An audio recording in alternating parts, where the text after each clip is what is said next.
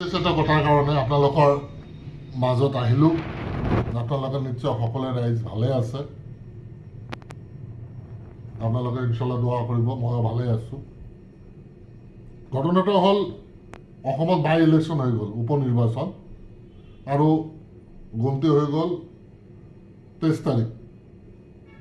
গোটাইকেইটা BJP জিকিলে। এইখিনি গোটাই জানে, কথাখিনি বেছি ক'লে বহল হৈ যাব, আপোনালোকক হয়তো আমনি লাগিব পাৰে। কথাটা হলে বিহালী সমষ্টির কংগ্রেসের প্রার্থী ছিল জয়ন্ত বড়ুয়া। অরিজিনালি জয়ন্ত বড়ুয়া হচ্ছে বিজেপির, কংগ্রেসের নয়, বিজেপির। তেখেতে বিজেপির উপযুক্ত ভাবা নাই, যার কারণে তেখেতক টিকিট দিয়া নাই। বিজেপিৰ হিচাপত তেখেতে জিকিব নোৱাৰে, বিজেপি তেখেতক টিকিট দিয়া নাই। তেখেতে এই জয়ন্ত বড়ুৱাৰ হোটেল আছে, 2-3টা হোটেল আছে, বিজনেসম্যান, পইচা ওলা মানুহ। তথাপি বিজেপি টিকিট দিয়া নাই যে তাৰ জিকাটো ইয়াত টান আছে। যেতিয়া বিজেপিক টিকিট নিদিলে, লগে লগ কংগ্ৰেছৰ কিছু লিডাৰ, ওপৰ মহলৰ লিডাৰ, জয়ন্ত বড়ুৱাৰ লগত যোগাযোগ কৰি ৰাতাৰাতি এটা বিৰাট আকাৰৰ ধন লেনদেন হ'ল। 2-3 কোটি টকাৰ লেনদেন হ'ল ওপৰ মহলত। জয়ন্ত বড়ুৱাক কংগ্ৰেছে টিকিট দি দিলে।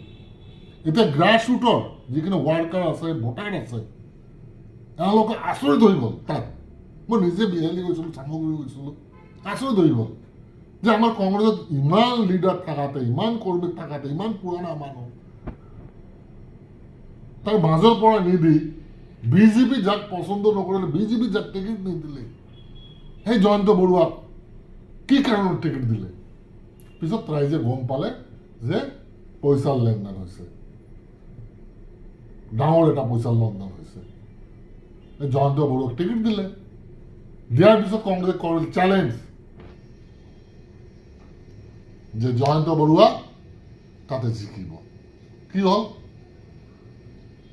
কংগ্ৰেছ হাৰিল, বিজেপি জিকিল।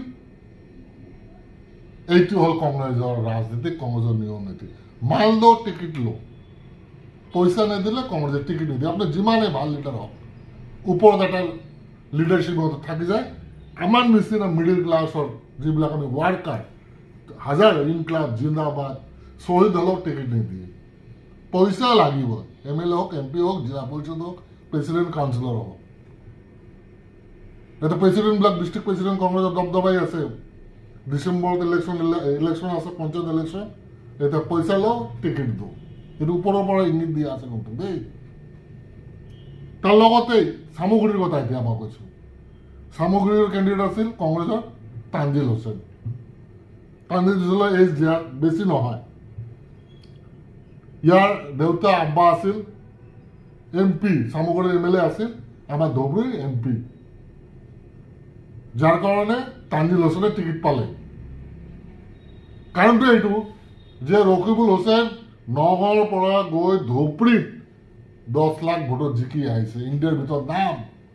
ৰাহুল গান্ধী জানে, প্ৰিয়ংকা গান্ধী জানে, সোনিয়া গান্ধী জানে, পুৰা ভাৰতৰ গোটাই MPয়ে জানে যে তেতিয়া ৰেকৰ্ড ব্ৰেকত জিকি আহিছে। তাৰমানে কিমান ডাঙৰ লিডাৰ, কিমান ডাঙৰ লিডাৰ ৰকিদা আমাৰ। মই তেখেতক 90 চনৰ পৰা চিনি পাওঁ। আজি নহয়, 90 চনৰ লগত একেলগে NSY কৰিছোঁ। তেখেতে দুটা ৰূপ, বাহিৰত এটা, ভিতৰত এটা। ভিতৰৰ ৰূপ যোনে ধৰিব পাৰিছে, তেখেতে তাকে ভালকৈ চিনি পাইছে। ওপৰৰ ৰূপ দেখি কিন্তু কোনো লাভ নাই, আপোনালোকে চিনি নাপাব। তো 10 লাখ ভোটত জিকিলে, তো ল'ৰাক টিকিট দি দিলে, চেলেঞ্জৰ টিকিট আনিলে, ল'ৰাক জিকাই আনিব। কি হ'ল? এই সৰু ল'ৰাটোক টিকিট দি, তাতে কংগ্ৰেছী মানুহ, তেখেতে 5 বাৰ কৰি MLA আছিল। ৰকিদাৰ আব্বাও আছিল, তাৰ পৰা MLA, মিনিষ্টাৰ আছিল 91ত। বৰ ডাঙৰ ককায়েক লময় বলৰ লগত একেলগে আছিল মিনিষ্টাৰ। তাৰ অহংকাৰী ভাৱ, তাৰ লগত তেখেতে জিকাই আনিব। তাৰ চিনিয়ৰ কংগ্ৰেছক টিকিট নিদিলে, সেই সৰু ল'ৰাটোক টিকিট দিলে। ল'ৰাটোক আৰু ট্ৰেইনিং হ'ব লাগিছিল, আৰু মানুহৰ সেৱা কৰিব লাগিছিল চামগুৰি ৰাইজৰ, অসমৰ ৰাইজৰ।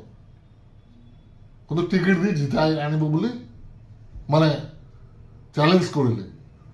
আৰু হামেশা অহংকাৰী এটা কথা আপোনালোকে মাইণ্ড কৰিব যে হেমন্তৰ নিচিনা 50টা হেমন্ত হলে, হেমন্ত দাৰ কথা কয় আৰ কি, মই দাদা কৰি মাতো হেমন্ত দা ৰকিদা, মই বহুত পুৰণা ৰিলেশ্যন 90 চনৰ পৰা দুজনৰে লগত বহুত ভাল কৰি ৰিলেশ্যন। আৰু এই দুজনৰ কাৰণে আজি মোৰ অদবতন ৰাজ্যসভাত ভোট দি বাহাদুৰ গাদ্দাৰ, বাহাদুৰ খতম চাপা।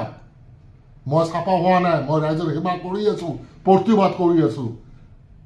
আজি শৃংখলা চলি